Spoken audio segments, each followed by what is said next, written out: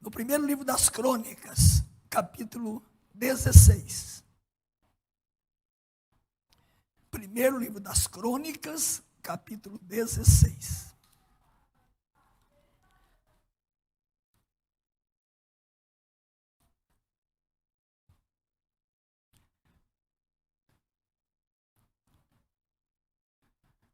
Nosso desejo nesta manhã é que a palavra de Deus atinja o seu coração, a sua alma.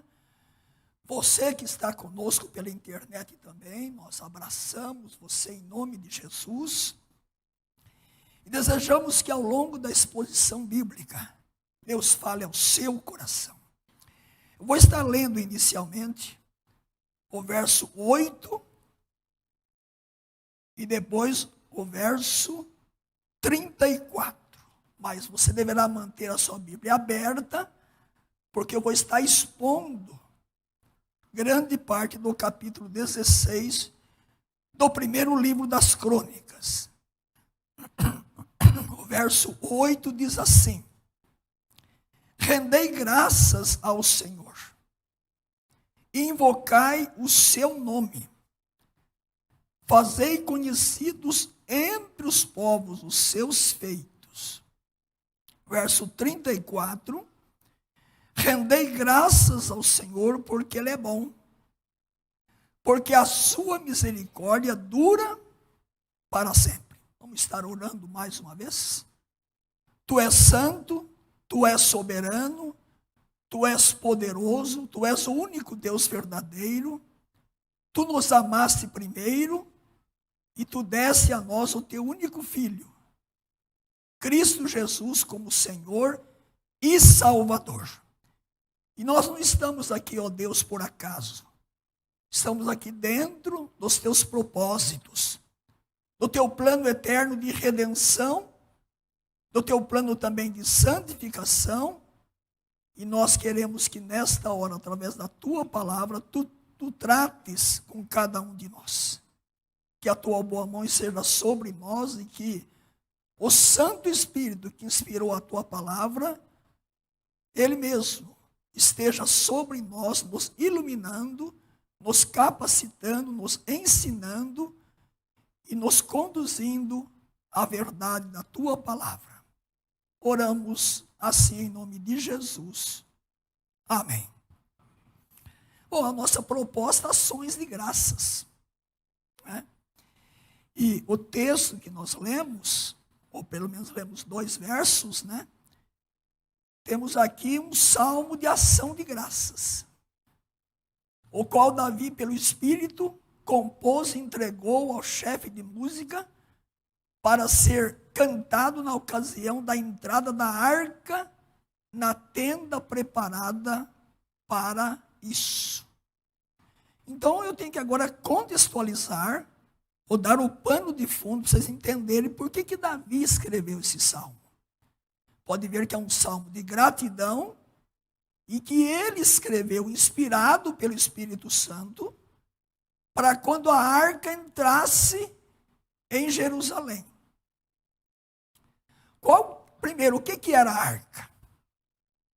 A arca começou lá com o tabernáculo, em Êxodo. Era uma caixa de 1,10 m por 66 centímetros de largura, 66 de altura, uma caixa especial, né? Toda revestida de ouro por dentro e por fora, de madeira de acácia. E a tampa dessa arca era de ouro, toda revestida de ouro. E dentro dela estavam as 2 placas dos 10 mandamentos. Depois também foi colocado parte do maná, né? A vara de Arão, objetos sagrados. Mas o ponto central da arca, o que era? Era símbolo da presença de Deus, símbolo do poder de Deus. Onde a arca estivesse, ali estava a presença de Deus. E esta arca da aliança, símbolo da presença de Deus, do poder de Deus, o povo conduzia. Depois, o que aconteceu? Os filisteus capturaram esta arca. Uma das investidas dos filisteus, eles pegaram essa arca. Primeiro livro de Samuel, capítulo 5, diz que eles pegaram a arca e levaram ao templo de Dagom. Dagom era o deus nacional dos filisteus. E levando essa arca lá no templo de Dagom, o Dagom era uma imagem, uma estátua adorada pelos filisteus, tinha cabeça de homem, braços de homem e o corpo de peixe. Uma estátua meio esquisita, meio apavorante, né? Metade homem, metade peixe. E quando levaram lá para o templo de Dagom, o que aconteceu? Se quiserem ver, 1 Samuel capítulo 5, a coisa não ficou barata não, para os filisteus. Eles pagaram caro por isso. 1 Samuel capítulo 5 tem o resumo desse momento, lá no templo de Dagom. Diz o texto aí, verso 2, tomaram os filisteus a arca de Deus e a meteram na casa de Dagom junto a este.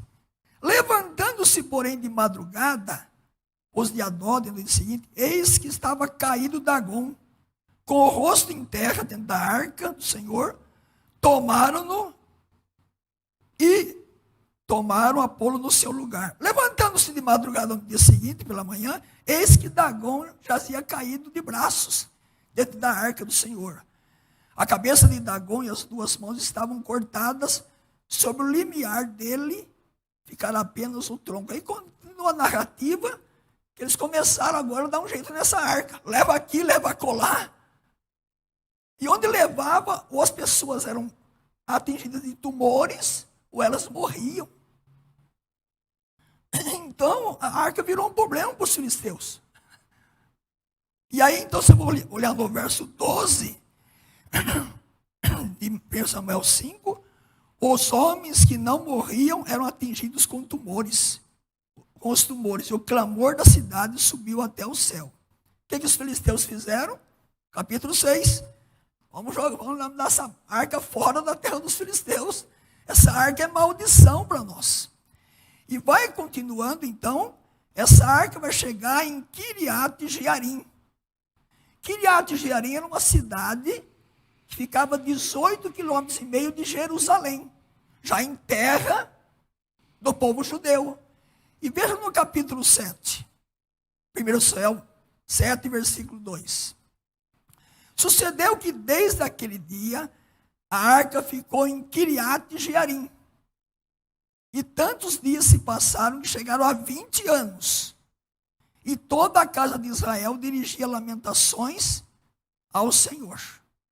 Então veja que ela ficou lá então 20 anos. E agora Davi resolve então fazer o quê? Trazer esta arca para Jerusalém. Porque era um objeto importante para o povo de Deus. Um objeto sagrado que lembrava a presença de Deus, o poder de Deus, a bênção para o seu povo. E Davi, como rei agora, então vamos levar a arca para Jerusalém. E agora vamos aí então, primeiro livro das Crônicas,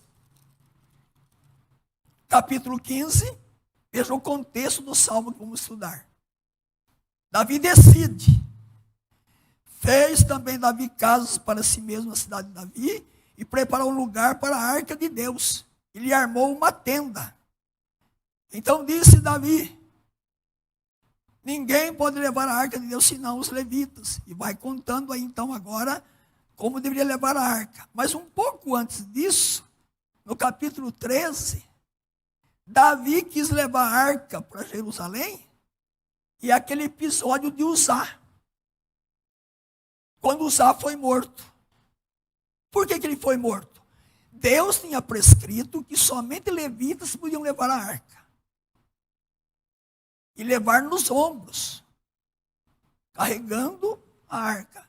O que Davi tentou fazer? Desobedeceu a Deus, quis levar a arca, veja aí no capítulo 13, verso 5. Reuniu, pois, havia todo Israel, e aí para trazer a arca de Deus de Kiriat-Jearim, onde estava há 20 anos. Então Davi, como todo Israel, subiu a Baalá, isto é, Kiriat-Jearim, que está em Judá, para fazer subir dali a arca de Deus, diante da qual é invocado o nome do Senhor. Onde eles colocaram a arca?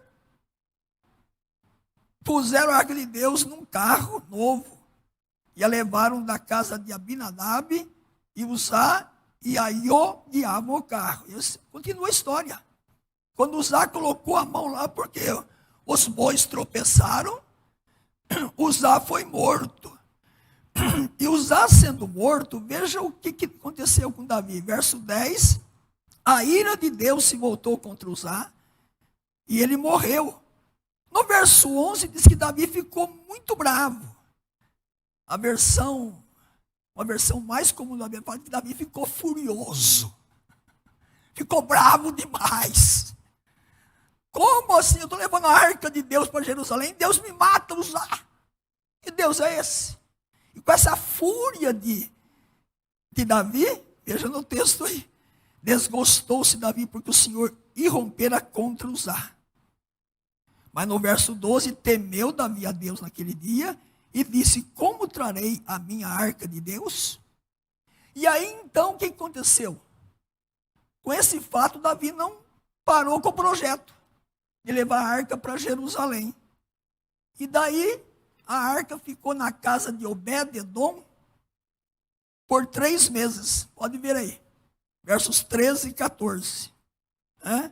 Pelo que Davi não trouxe a arca para a cidade de Davi, mas fez levar a casa de Obed-edom, o Geteu. E ali a arca de Deus, com a família de Obed, ficou 3 meses em sua casa. E o Senhor abençoou a casa de Obed-edom e tudo o que ele tinha. Agora então vai para o nosso salmo. Esse é o contexto do salmo. O contexto que Davi queria levar a arca da aliança para Jerusalém.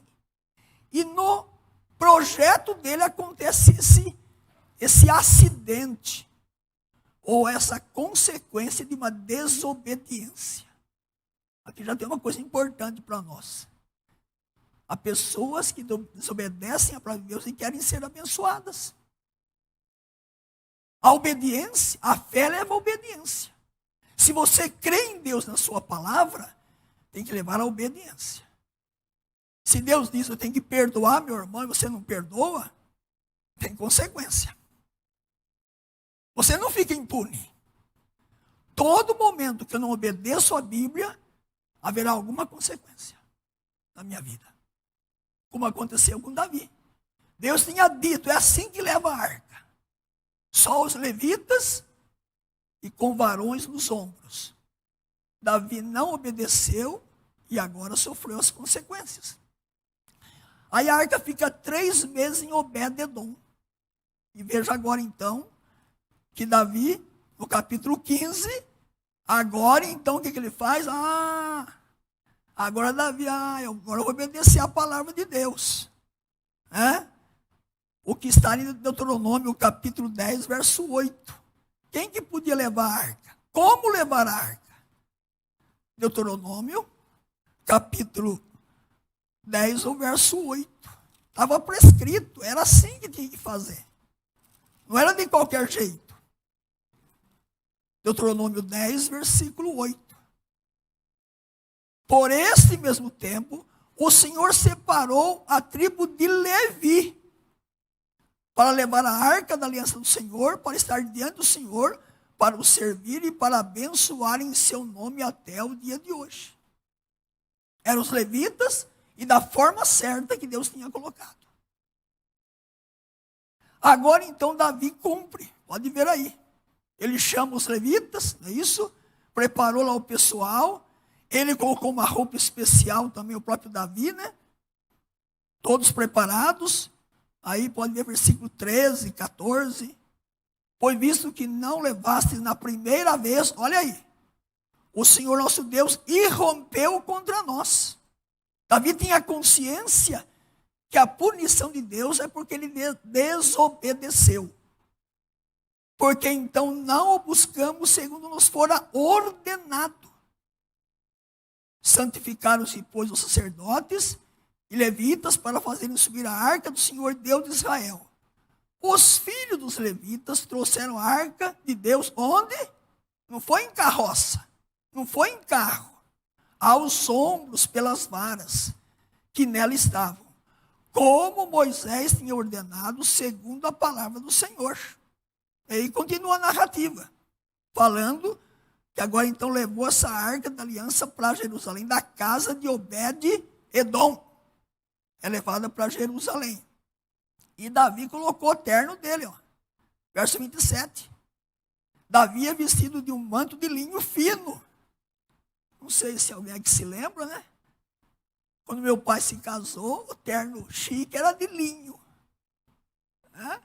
Hoje não se fala de terno. Não sei nem se existe ainda, né? Terno de linho.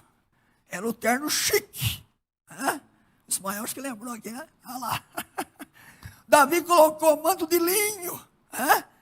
Como todos os levitas que levavam a arca e os cantores.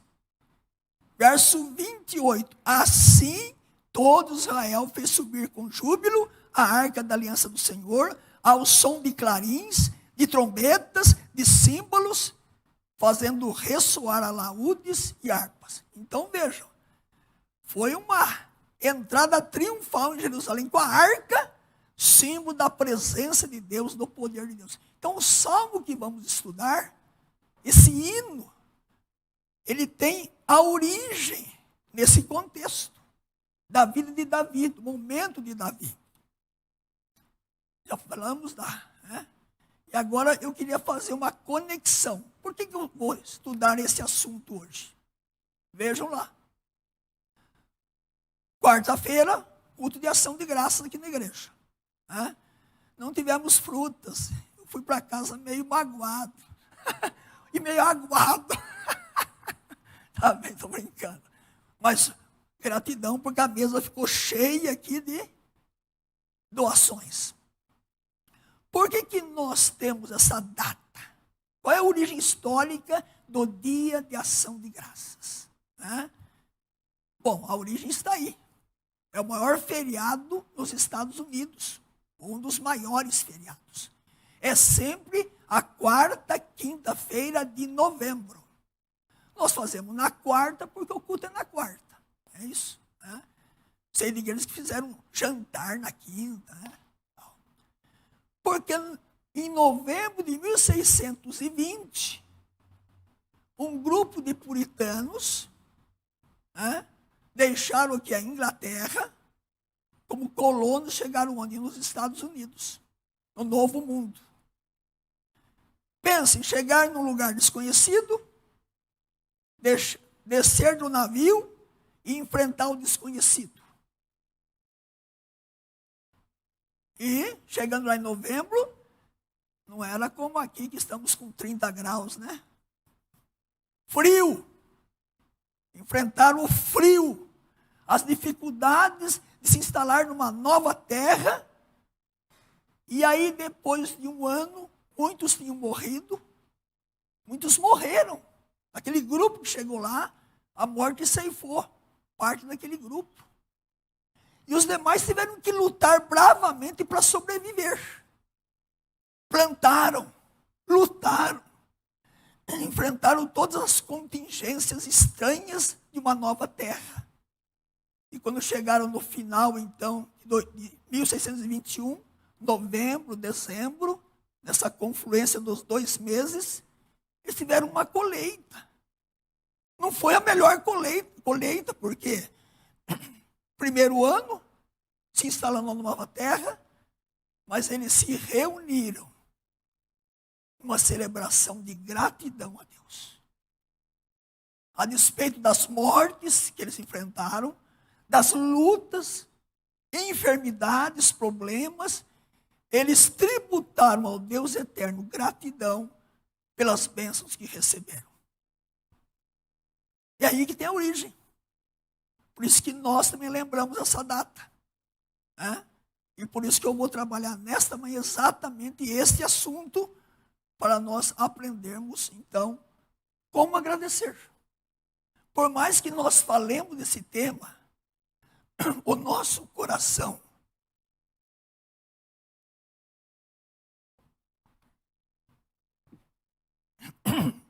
tem o risco da ingratidão.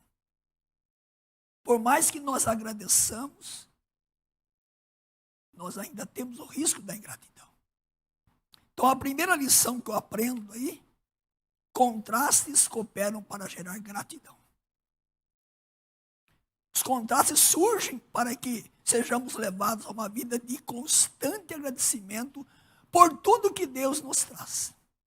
E aí tem 2 textos que eu tirei do Novo Testamento. Esta é a vontade de Deus para nós, dando sempre graças por tudo ao nosso Deus e Pai, em nome de nosso Senhor Jesus Cristo. Ou o texto mais conhecido, em tudo dai graças, porque esta é a vontade de Deus em Cristo Jesus para convosco. Efésios 5:20, 1 Tessalonicenses 5:18. E por que eu estou trazendo aí contrastes? O que aconteceu com Davi? Foi um contraste. Davi passou por um momento difícil, né? Passou por aflição, e daí ele escreve esse salmo de gratidão. Momento de aflição, e em seguida obteve sucesso. Logo que resolveu trazer a arca de Deus para Jerusalém. Os contrastes da vida devem sempre gerar gratidão, até pelas coisas mais simples. E esta gratidão pode ser expressa de múltiplas formas. Conexão com Davi, com os colonos puritanos. Davi passou pela aflição, morte de Uzá, tristeza, derrota para levar a arca da aliança para Jerusalém, e agora ele rompe em gratidão e escreve esse salmo. Os colonos ingleses que tiveram baixas no grupo, mortes, lutas, rompem em gratidão, porque esses contrastes devem conduzir à gratidão. E é Deus que nos conduz em montes e vales. Os montes e vales me levam a agradecer. A saúde e a doença. Havia um pastor que já morreu, Ivan Ross. Tem até um livro sobre pública e profissão de fé. E eu conheci pessoalmente lá em São José dos Campos, quando eu era pastor lá. Ele usava assim uma frase: Deus permite que nós fiquemos doentes por 2 motivos. Uma, para lembrar que nós não somos eternos, que vamos morrer. E outro, para agradecer quando Deus cura a doença. É assim. Você já pergunta, você agradeceu pelo sol hoje? Eu confesso que eu não agradeci ainda. E o sol nasceu cedinho, como dizem, um sol para cada um, né? Então, os contrastes que Deus permite na sua soberania para a nossa vida, esses contrastes devem me levar a agradecer a Deus. A pandemia que nós ainda estamos enfrentando, vidas foram ceifadas. Deus é soberano. Ainda ontem lá no presbitério, estamos lembrando a morte do reverendo Gustavo Lima. A morte do reverendo Flávio Mariano. E outros que morreram. E nós estamos aqui pela graça de Deus. Olhando para a sua vida, para a sua história de vida. Eu olho para mim agora. Quantos altos e baixos. Quantas lutas, dificuldades. Desde o sítio do meu avô, onde eu nasci, depois indo para Rio Claro, indo embora de casa para estudar, trabalhar, depois seminário, ministério. Nesse percurso da minha vida eu vejo a mão soberana de Deus com contrastes. Momentos felizes e alguns momentos difíceis. Saúde, enfermidade. Os contrastes têm que nos conduzir a gratidão a Deus, como aconteceu com Davi e como aconteceu com os colonos ingleses, puritanos, que migraram para os Estados Unidos. Ok, tendo isto em mente, como expressar gratidão? Primeiro que nós temos que agradecer, isso é fato. Nós somos crentes, salvos pela graça de Deus e devemos ser pessoas gratas. Mas Davi vai agora, eu queria expor então o texto de Davi. Que ele então logo após oferecer sacrifício de ações de graças, preparar as músicas que haveriam de conduzir o louvor, Davi entoa um cântico que evidencia maneiras de rendermos graças a Deus. Abra sua Bíblia de volta no texto aí. Primeiro livro das Crônicas, capítulo 16. A primeira forma que Davi nos lembra, relembrando os atributos e as obras de Davi. Agora eu vou expor o texto, para mostrar que nesse salmo de Davi, como que ele agradeceu a Deus. Por aquele contraste de derrota e depois vitória, levando a arca da aliança para Jerusalém. A primeira coisa que nós vemos aí,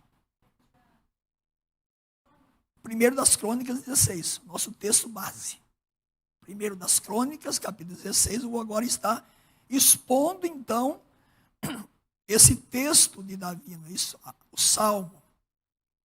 E a primeira coisa que eu, quando me debrucei sobre esse texto, é que Davi lembra primeiro os atributos de Deus. O que isso me leva a entender? Primeiro, Davi trouxe à sua memória quem Deus é. E depois, então, ele vai dizer o que Deus fez. Vocês vão perceber que Davi, primeiro, olha para o caráter de Deus, para a essência de Deus, para o ser de Deus. E depois, ele vai dizer o que esse Deus fez. E a primeira coisa que lembra, então, são os atributos de Deus. Quais são os atributos aí? Eu pensei aí alguns. Verso 11. Buscai o Senhor e o seu poder. Davi reconhece que Deus é poderoso. O Deus que conduziu o seu povo. O Deus que deu a bênção da arca chegar em Jerusalém. É o Deus poderoso. Esse Deus é justo. A justiça dele. Verso 12. Lembrai-vos das maravilhas que fez, dos seus prodígios, dos juízos dos seus lábios. Verso 14. Ele é o Senhor, nosso Deus.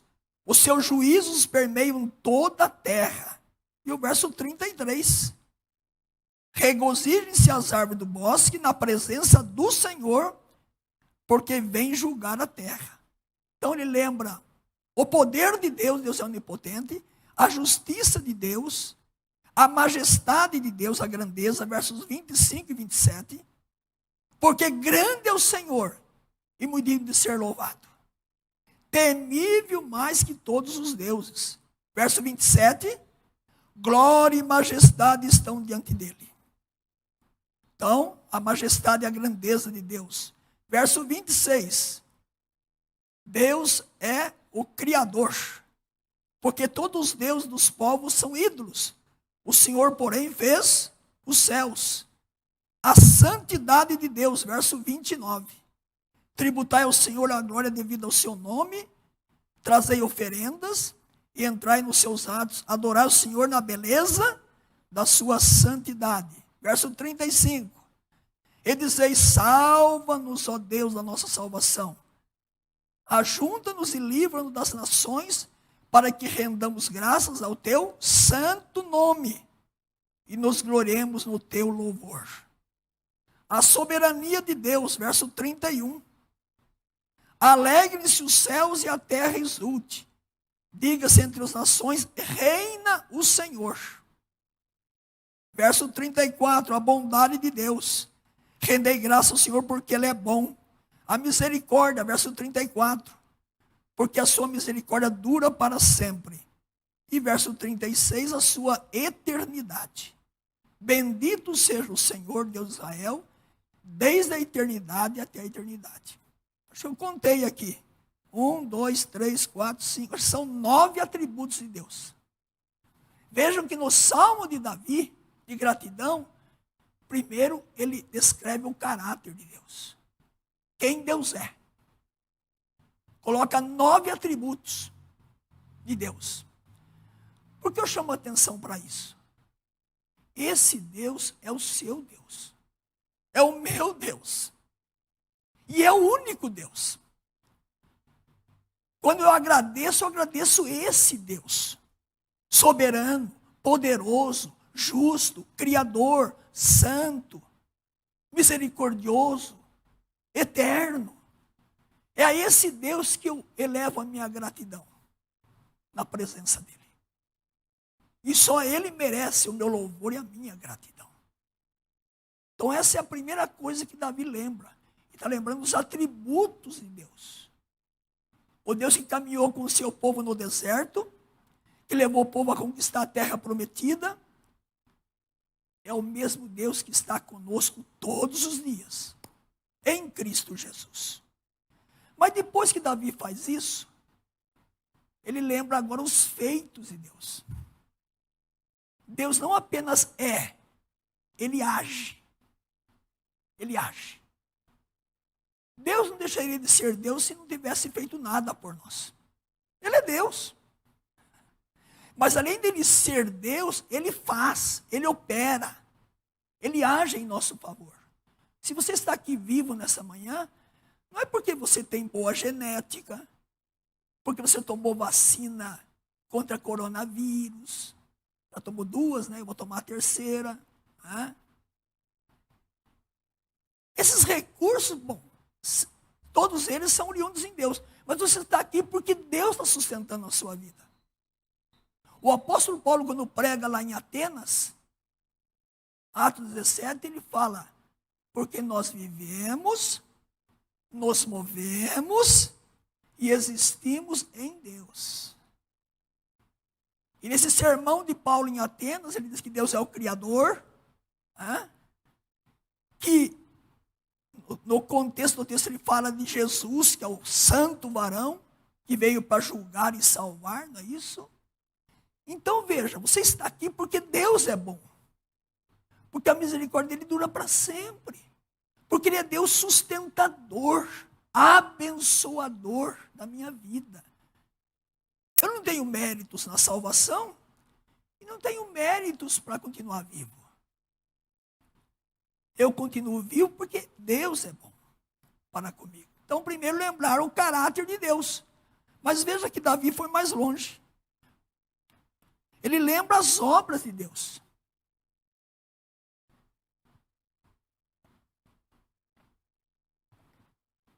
Como é que Davi lembra as obras de Deus? Eu destaco 2 verbos. 2 verbos aí. Quais são os 2 verbos que estão aí? Narrar, verso 9. Cantai-lhe salmos. Narrai o quê? Todas as suas maravilhas. Olha aí. Deus não apenas é eterno, poderoso, soberano, mas veja, eu preciso cantar, narrar as maravilhas de Deus. O verbo narrar está aí, e no verso 12, lembrai-vos das maravilhas que fez, dos seus prodígios e do juízo dos seus lábios. Narrar e lembrar. Davi vai trazer a memória daquele povo que está recebendo a arca da aliança, entrando em Jerusalém, naquela entrada triunfal, cantando este hino, esse salmo. O Deus que permitiu é esse Deus. E ele fez maravilhas e prodígios. E o que vai acontecer aí? Como é que acontece a sequência do texto aí? Então nós vamos encontrar aí vários aspectos importantes nessa narrativa aí. Primeira coisa, diz o texto aí, escolheu seu povo soberanamente. Onde está no texto? Veja aí. Verso 13. Vós, descendentes de Israel, seu servo, vós, filhos de Jacó, seus escolhidos. O verso 17. O qual confirmou a Jacó por decreto e a Israel por aliança perpétua. Então a primeira coisa que Davi lembra é que Deus escolhe. Ele escolheu o seu povo soberanamente, por decreto. Bom, irmãos, a conexão está fácil aí, né? Deus não escolheu você? Efésios 1. Antes da fundação do mundo, você foi escolhido por Deus para ser santo e irrepreensível. Aquele povo foi escolhido, abençoado por Deus e levado à terra prometida. E agora Davi está nesse momento da sua história. Você, como povo de Deus, está indo o quê? Para a presença de Deus na eternidade. Você não precisa mais ter a arca da aliança, porque você é a arca agora, você é a habitação de Deus. Cada ser humano é como se fosse uma pequena arca da aliança. Deus habita em você. O Espírito Santo está em você. Você foi escolhido por Deus. Mas veja que Davi diz que Deus fez uma aliança. Versos 15 a 17. Lembra-se perpetuamente da sua aliança. A palavra que empenhou para 1000 gerações. Da aliança que fez com Abraão e do juramento que fez com Isaac, o qual confirmou Jacó por decreto e a Israel por aliança perpétua. Então veja aí. Deus começou uma aliança com os patriarcas. Quando chamou Abraão lá, Gênesis capítulo 12. Depois nasce Isaac, nasce Jacó. Ele fez uma aliança com esse povo. E Deus jamais rompeu essa aliança. Ele cumpriu essa aliança, guardou seu povo. A conexão está fácil. Quando você participa da mesa do Senhor aqui, todo mês, o que você lembra? Em Cristo nós temos uma nova aliança. Agora em Cristo Deus fez comigo uma nova aliança. Aliança de amor, de perdão, de salvação, de redenção. É o mesmo Deus. Se aquele povo tinha motivos de agradecer a Deus, pela escolha, pela aliança que Deus fizera com os patriarcas, e você? Um escolhido de Deus, um abençoado por Deus em Cristo. Uma aliança agora em Cristo. Uma tratativa de amor, de perdão e de redenção. Mas continuamos aí. O que mais podemos tirar do texto? Deu a terra de Canaã como herança. A terra de Canaã como herança. Pode ver aí. Dar-vos-ei a terra de Canaã como o quinhão da vossa herança. Eu não transcrevi os textos que estão lá, mas você os conhece. Deus deu para aquele povo a terra de Canaã, a Palestina. E para você? Paulo fala em Filipenses que a nossa pátria está nos céus. Você tem uma herança muito maior do que aquele povo. Canaã celestial. Na carta aos Hebreus fala sobre isso. 1 de Pedro fala que você tem uma herança eterna, incorruptível. Eu acho que vale a pena ler pelo menos o texto de Hebreus, né? Vamos ver lá, veja lá. A carta aos Hebreus, nesse texto que diz para nós, rapidinho aí, carta aos Hebreus, capítulo 11. Os judeus oriundos do judaísmo agora estão no cristianismo. Veja que ele fala aí, temos uma herança do Senhor. A nossa pátria está nos céus. Hebreus 11, 13 a 16. Todos esses morreram na fé, sem ter obtido as promessas, vendo-as, porém, de longe, saudando-as e confessando que eram estrangeiros e peregrinos sobre a terra. Porque os que falam desse modo manifestam estar procurando uma pátria. E se na verdade se lembrassem daquela de onde saíram, teriam por dado de voltar. Mas agora aspiram uma pátria superior, isto é, celestial. Por isso Deus não se envergonha deles, de ser chamado o seu Deus, porquanto Deus preparou uma cidade maravilhosa. Então vejam, nós temos motivos aí para agradecer que a nossa pátria é maior do que a Palestina. A Palestina era uma herança geográfica, física. Nós temos uma herança celestial, no céu. Né? E temos aí também que Deus protegeu aquele povo. Pode ir voltando aí. Verso 21. A ninguém permitiu que os oprimisse. Antes, por amor deles, repreendeu a reis, dizendo: não toquei nos meus ungidos, nem maltrateis os meus profetas. Então aquele povo foi protegido pelo Senhor. Protegido, guardado pelo Senhor.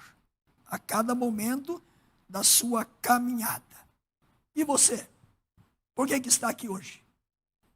Deus tem protegido você, guardado a sua vida. Então, lembrando, gratidão, lembrando os atributos de Deus, e gratidão, lembrando os prodígios de Deus. As maravilhas que fez para aquele povo, e tem feito por nós. Bom, a gente fala de prodígios, né? A gente só pensa em coisas estupendas. Quando eu falo de maravilhas aqui, são as coisas do dia a dia que Deus faz comigo e com você. São as pequenas coisas que muitas vezes nós nem observamos, nem paramos para agradecer. Tendo isto em mente, Davi lembra uma outra coisa.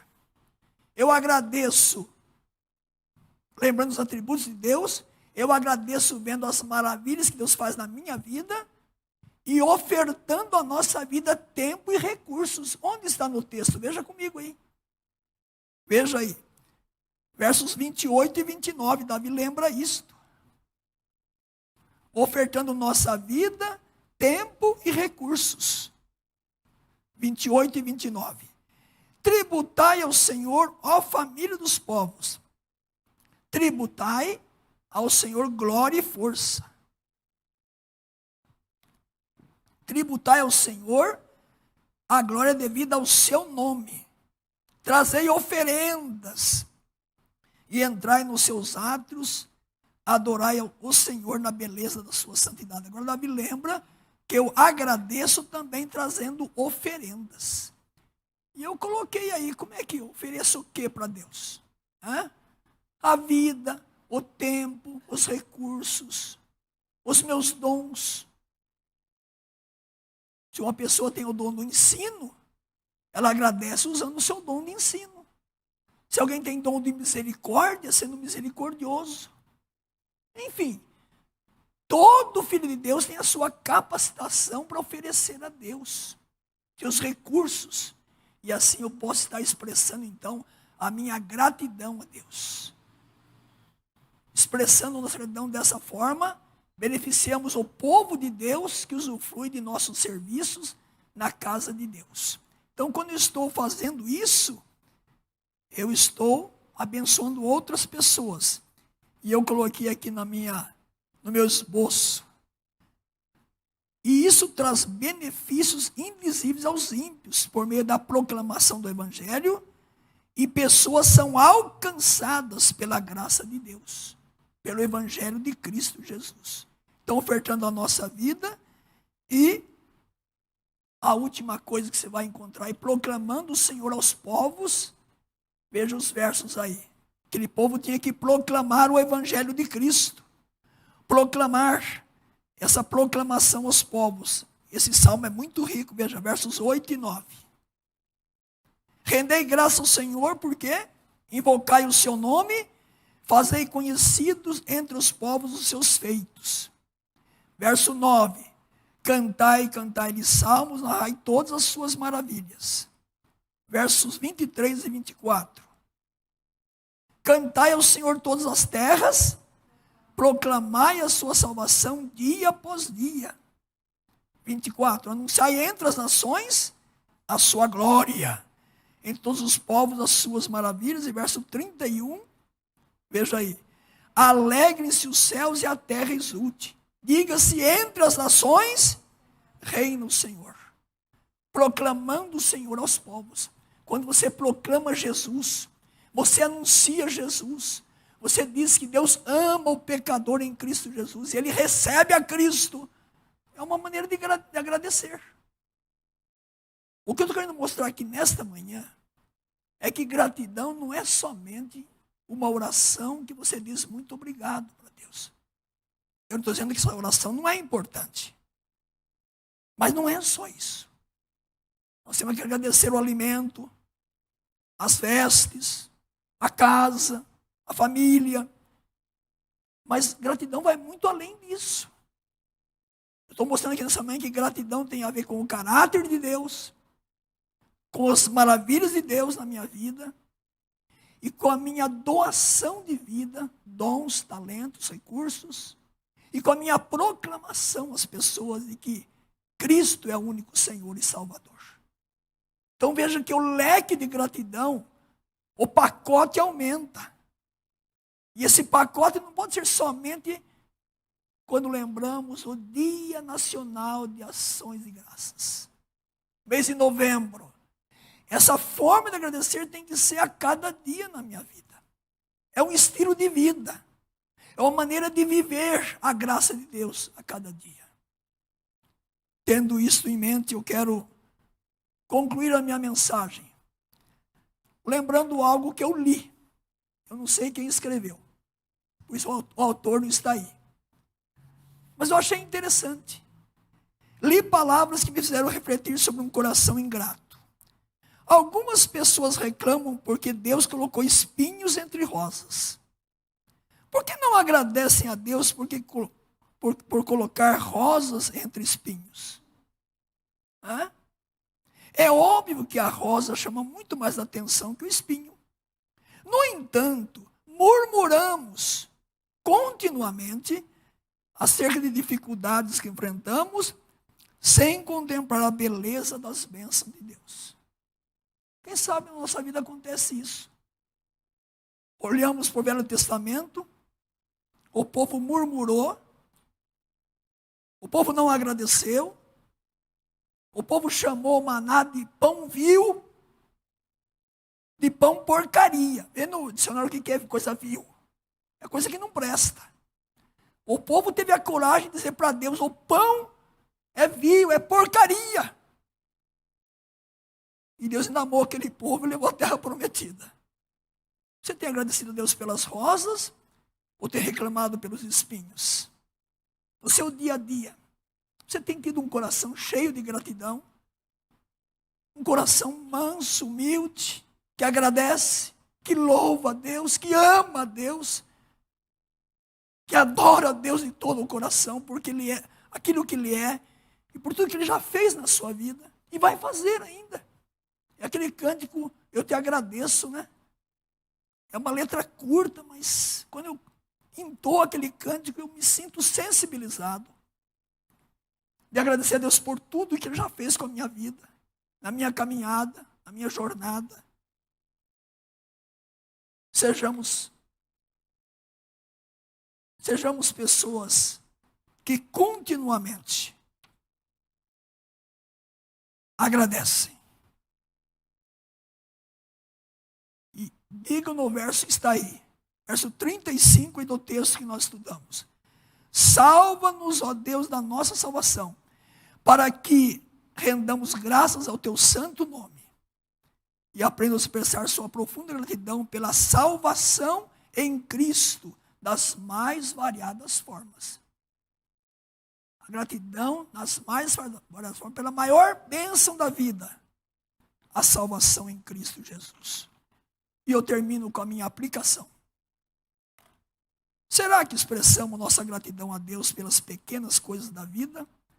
Quando não nos sensibilizamos assim, é possível, entendam bem, é possível que Deus nos tire estas mesmas coisas para que sintamos quanto falta elas nos fazem. Às vezes eu não agradeço pelas bênçãos e Deus me dá um puxão de orelha. Me tira alguma coisa. Ele é soberano. Ele sabe me tratar. Ele conhece o meu coração. E quando Deus pinça, tira alguma coisa da minha vida, Eu tive essa coisa há tanto tempo e não agradeci.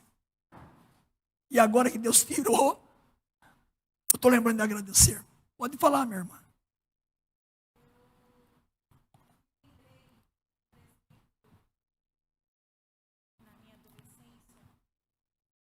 Eu me lembrei de um presbítero na minha adolescência, do qual eu fui visitá-lo. Ele estava com câncer de próstata.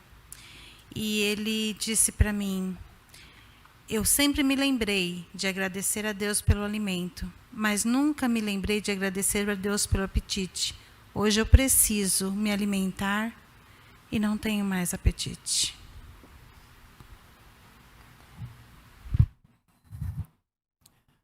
Então, a minha palavra é esta aí. Né? É sempre bom repetirmos a pergunta do Salmo 116. Deixa eu colocar aí. Verso 12. No nosso coração. Que darei ao Senhor por todos os benefícios para comigo? Só me faz uma pergunta. E você pode ler o Salmo lá, para que tenhamos uma das respostas. O verso 17.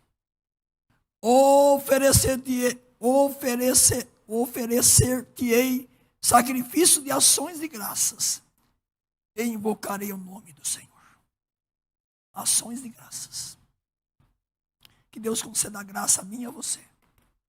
Que não esperemos o mês de novembro para lembrar ações de graças, para lembrarmos os colonos ingleses, para lembrarmos o Salmo de Davi, o contraste que ele teve, mas que nós nos voltemos diariamente para o caráter de Deus. Ó Deus, Tu és tudo para mim. Que eu olhe na minha história de vida e digo: ó Deus, a minha história está sendo escrita pela Sua soberania, pela Sua mão poderosa. Ó Deus, que o meu coração seja muito agradecido por tudo que Tu és, tudo quanto Tu tens feito por mim e através de mim, pela minha família, pelas bênçãos recebidas. Mas, ó Deus, que minha gratidão suba à Tua presença, porque um miserável pecador fui abraçado em Cristo Jesus e amado por Ti. Eu estarei contigo para sempre na pátria celestial.